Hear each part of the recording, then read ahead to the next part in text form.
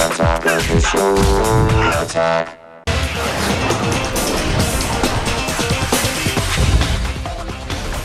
us tonight, Blair Butler, AOTS comic book expert and contributor to Geek Monthly, Scott Bowles, film editor for USA Today, and from the CNET Studios, Buzz Out Loud host Veronica Belmont. Welcome to the Week in Review Loop, everybody.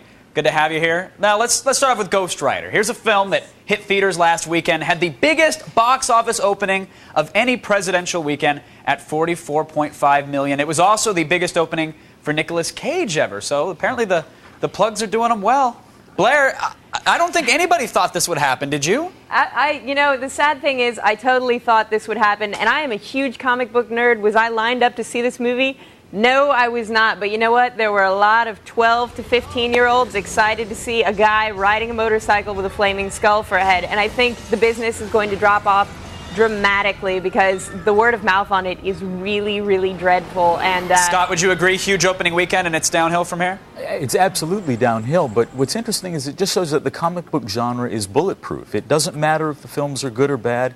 Daredevil got horrible reviews. Fantastic Four was savage. This is a genre that the shut-ins and the nerds are going to come out for opening weekend. Hey, this shut-in didn't go out for Ghost Rider. And then they'll limp back to their caves and try to avoid the sunlight. You know, I get it. Veronica was shaking her head at this film while I was still talking about its huge opening weekend.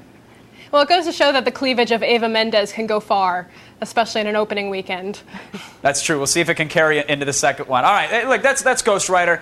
When we're talking about females here, though, we got to talk about Britney Spears. Oh. Huge week for her. Of course, she shaved her head and checked into rehab, and then she checks out of rehab, and then today she jousts with an SUV using an umbrella, then goes back into rehab, and somehow Federline ends up with the kids. All the while, Iran is threatening a nuclear showdown with the UN, but Americans wouldn't know that thanks to Fox News and CNN looking more like Access Hollywood these days. Scott, you tell me, is America's obsession with Britney, I mean, is it warranted, or do we all just have serious issues in this country? Well, you know, we do have serious issues, but there really is something larger at work here, and that is these young actresses who have all of this fame, all of this attention foisted on them, and they're not ready for it, and they have meltdowns, and you can see it in her and in Lindsay Lohan, in the Paris Hiltons. These kids are not used to the attention that they're getting. They don't know what to do with the money and fame. And as funny as it is, you can make all the jokes, we're going to be seeing it for a week.